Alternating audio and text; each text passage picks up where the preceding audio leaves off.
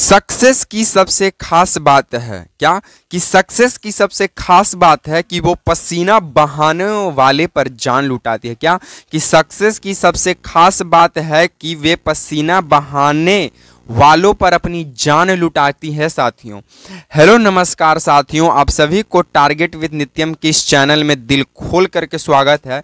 जैसे में आपको लगातार पता चल रहा है कि टारगेट विद नित्यम चैनल से जीके जीएस का सीरीज दिया जाता है जो सभी परीक्षाओं के लिए महत्वपूर्ण है। आप जिस भी एग्जाम की तैयारी कर रहे हो, लाइक बीपीएससी शिक्षक भर्ती, बिहार पुलिस, बिहार दरोगा, बिहार एसएससी, रेलवे, बैंकिंग या फिर डिफेंस एग्जाम, या फिर वे तमाम परीक्षाएं जिसमें आपसे जीके जीएस से संबंधित प्रश्न पूछे जाते हैं, तो उसकी पूरी आने की संभावना इस चैनल से बनती है। क्योंकि इस चैनल से जो भी जीके जीएस के आपको सीरीज दिए जाते हैं वे सभी लूसेंट के PYQs हैं, यानी लूसेंट के प्रीवियस ईयर पर आधारित प्रश्न है और किसी न किसी एग्जाम में पूछे हुए हैं। और आपको अगर आप इस चैनल से अगर आप जीके जीएस का फुल डिस्कशन की अगर आप तैयारी करते हैं तो आपके आगामी परीक्षा में एक भी जीके जीएस से संबंधित नहीं क्या हो सकता है, छूट सकता है। ठीक है, तो चलिए, आप अगर पहले वीडियो देखिए, वीडियो पसंद आता है तभी जाकर लाइक कीजिएगा, शेयर कीजिएगा, कमेंट कीजिएगा, अन्यथा कोई ज़रूरत नहीं है। चलिए, सबसे पहला सवाल से हम आपकी शुरुआत करते हैं।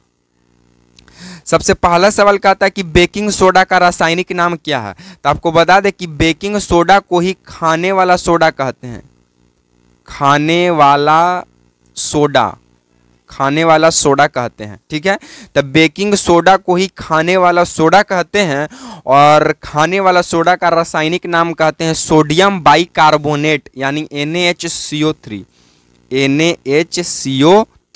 ठीक है, तो खाने वाला सोडा को बेकिंग सोडा कहते हैं और रासायनिक में अगर केमिकल फॉर्मूला देखा जाए तो NaHCO3 यानी सोडियम बाइकार्बोनेट होता है। ठीक है, तो जो NaHCO3 यही है सोडियम बाइकार्बोनेट बेकिंग सोडा, खाने वाला सोडा। बाकी CaSO4 × 2H2O की बात करें तो ये हमारा जिप्सम है। क्या है? जिप्सम है। ठीक है, तो CaSO4 × 2H2O क्या है? जिप्सम है। ठीक है, नेक्स्ट देखे तो Na2CO3 × 10H2O। तो Na2CO3 × 10H2O जो है ये क्या है? तो ये धोने वाला सोडा है। धोने वाला सोडा जिसे आप धावन सोडा के भी नाम से जानते हैं। तो Na2CO3 × 10H2O क्या है? धोने वाला सोडा। ठीक है, बाकी लास्ट एक पूछेगा CaSO4 × H2O क्या है? CaSO4 × H2O। तो CaSO4 × H2O जो है ये हमारा POP है। POP कहने का मतलब प्लास्टर ऑफ पेरिस इसको कहते हैं। POP मतलब plaster of Paris, CaSO4 × H2O। ठीक है, तो इस बात को भी आप ध्यान में रखिएगा। IC में अगर 2 जोड़ दीजिएगा तब जिप्सम बन जाएगा। ठीक है, चलिए नेक्स्ट प्रश्नों की ओर हम लोग आगे बढ़ते हैं। ये सबको आपको ध्यान में रखना पड़ेगा, अन्यथा आप इसे नोट डाउन कर लीजिए कॉपी में। ठीक है, गोबर नेक्स्ट हमारा बोलता है कि गोबर गैस संयंत्र से क्या उत्पन्न होता है। तो आपको बता दें कि गाय का जो गोबर होता है इससे मीथेन गैस CH4 यानी मीथेन गैस रिलीज होता है और मीथेन गैस सबसे हानिकारक गैस माना जाता है। यह गाय के गोबर से तो निकलता ही है, साथ में धान के खेती से, धान के जो खेत होते हैं, धान के खेत से भी मीथेन गैस ही निकलता है। उसके बाद आपको बता दिया जाए, अगर कूड़ा करकट जहाँ फेंकाता है उस जगह से भी मीथेन गैस उत्पन्न होता है। या फिर गाय जो कभी कभी देखिएगा आदमी को भी गैस बनता है तो आदमी भी गैस छोड़ता है, उसी तरह गाय भी गैस छोड़ती है। तो गाय जो गैस छोड़ती है वो गाय को गैस छोड़ने में जो गैस रिलीज होता है वो मीथेन गैस होता है, जिसको CH4 कहते हैं। ठीक है, तो गोबर मीथेन गैस को रासायनिक सूत्र है CH4। ये सबसे खतरनाक गैस होता है। ये गोबर गैस से भी निकलता है, धान के खेती से निकलता है, कूड़ा करकट से निकलता है और नदी तालाब से भी ये निकलता है। कौन? Methane gas. तो ये तमाम जानकारी आपको ध्यान में रखना पड़ेगा, अन्यथा आप इसे नोट कर लीजिए। ठीक है, चलिए नेक्स्ट प्रश्नों की ओर हम लोग आगे बढ़ते हैं। नेक्स्ट प्रश्नों की बात करें तो हमारा नेक्स्ट प्रश्न बोलता है कि शक्ति स्थल किसकी समाधि स्थल है। अब देखिए हम कुछ महत्वपूर्ण व्यक्तियों की चर्चा करेंगे जो अपने समाधि स्थल से अपना संपर्क बनाए हुए हैं, संबंध रखते हैं। जैसे में शक्ति स्थल इंदिरा गांधी, आप इस तरह से याद कर सकते हैं कि महिला शक्ति में आगे है, यानी महिला को सशक्तिकरण में क्या करना चाहिए, जोड़ देना चाहिए। तो शक्ति स्थल से हो जाएगा इंदिरा गांधी।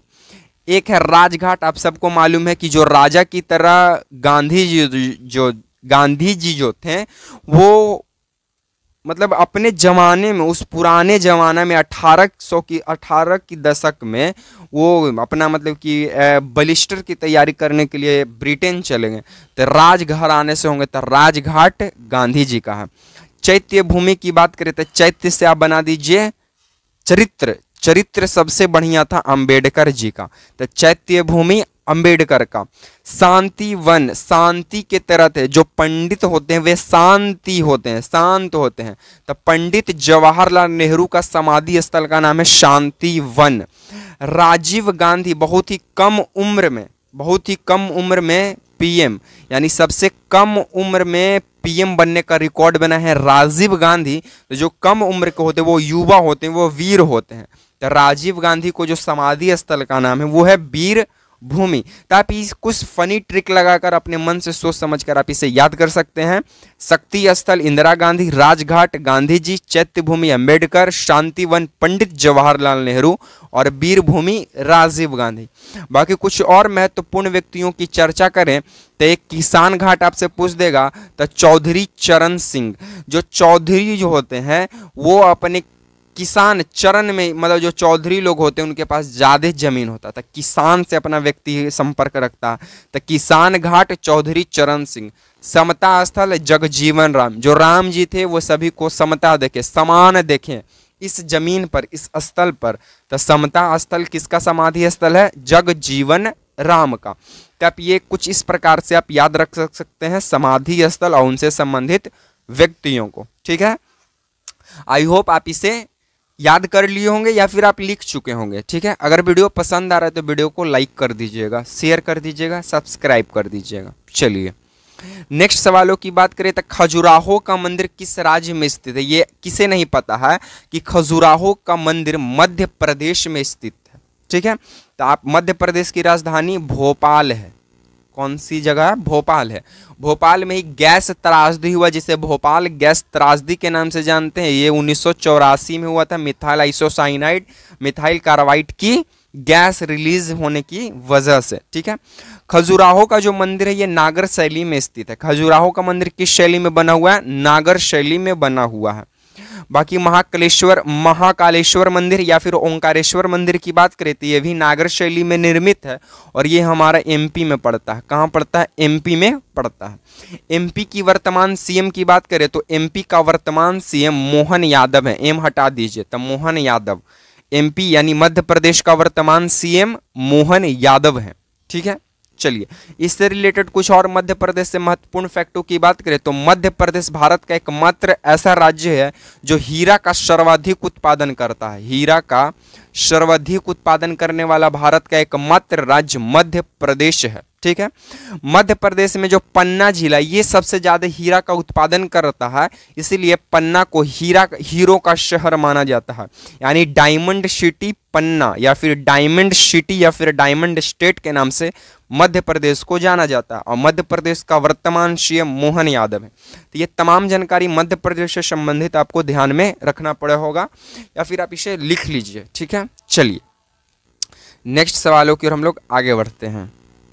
नेक्स्ट सवालों की बात करें तो नेक्स्ट हमारा बोलता है कि दादा साहेब फाल्के पुरस्कार किस क्षेत्र में दिया जाता है। तो आपको बता दें कि जो दादा साहेब फाल्के पुरस्कार है ये सिनेमा के क्षेत्र में दिए जाने वाले एक सर्वोच्च पुरस्कार है और दादा साहेब फाल्के को भारतीय सिनेमा का पिता माना जाता है। इस बात को भी आप ध्यान रखिएगा, जनक माने जाते हैं दादा साहेब। ठीक है, तो भारतीय सिनेमा का जनक या फिर पिता किन्हें माना जाता है, दादा साहेब को। और दादा साहेब फाल्के पुरस्कार प्राप्त करने वाले पहले व्यक्ति या पहली महिला बोल दीजिए तो वो थे देविका रानी। ठीक है, तो इस बात को भी आप ध्यान रखिएगा कि दादा साहेब फाल्के पुरस्कार से सम्मानित पहले देविका रानी हुए, और दादा साहेब फाल्के पुरस्कार जो दादा साहेब जो हैं इन्हें भारतीय सिनेमा का जनक पितामह कहा जाता है, और दादा साहेब फाल्के पुरस्कार सिनेमा के क्षेत्र में दिए जाने वाले सर्वोच्चतम पुरस्कारों में से एक है। तो ये तमाम जानकारी दादा साहेब से रिलेटेड आपको ध्यान में रखना पड़ेगा या फिर कॉपी में नोट डाउन कर लीजिए, ठीक है। चलिए नेक्स्ट प्रश्नों की ओर हम लोग आगे बढ़ते हैं। नेक्स्ट प्रश्नों की बात करें सर, तो हमारा बोलता है कि वंदे मातरम सर्वप्रथम किसके द्वारा प्रकाशित हुआ। तो वंदे मातरम जो कि भारत का राष्ट्रीय गीत है, ठीक है, ये बंकिम चंद्र चट्टोपाध्याय के द्वारा लिखा गया है, ठीक है। इससे रिलेटेड हम आपको यहाँ पे महत्वपूर्ण फैक्ट दे देते हैं, ये लीजिए, ठीक है। यहाँ पे बोला है वंदे मातरम सर्वप्रथम कहाँ प्रकाशित हुआ, तो ये लीजिए आपको यहाँ पे जानकारी मिल जाएगा। तो वंदे मातरम सर्वप्रथम आनंद मठ में प्रकाशित हुआ था, और वंदे मातरम जो है ये संस्कृत भाषा में लिखा गया। किस भाषा में लिखा गया है? संस्कृत भाषा में लिखा गया है। और वंदे मातरम के रचयिता बंकिम चंद्र चट्टोपाध्याय हैं, और वंदे मातरम भारत का राष्ट्रीय गीत है, ठीक है। और इसे गाने में 65 सेकंड लगते हैं, इस बात को भी आपको ध्यान में रखना पड़ेगा। जो वंदे मातरम गीत है ये संस्कृत भाषा में रचा गया है, और सबसे पहली बार वंदे मातरम को 1896 के कांग्रेस के कलकत्ता अधिवेशन में गाया गया, जिसकी अध्यक्षता एम रहीमतुल्लाह सियानी कर रहे थे। तो 1896 के कांग्रेस के कलकत्ता अधिवेशन जिसकी अध्यक्षता एम रहीमतुल्लाह सियानी करते हैं, इसी वक्त फर्स्ट टाइम भारत का राष्ट्रीय गीत वंदे मातरम को गाया गया, और इसे राष्ट्रीय गीत, ये भारत का राष्ट्रीय गीत के रूप में वंदे मातरम को 1937 में घोषित कर दिया गया। तो ये जानकारी आपको ध्यान में रखना पड़ेगा।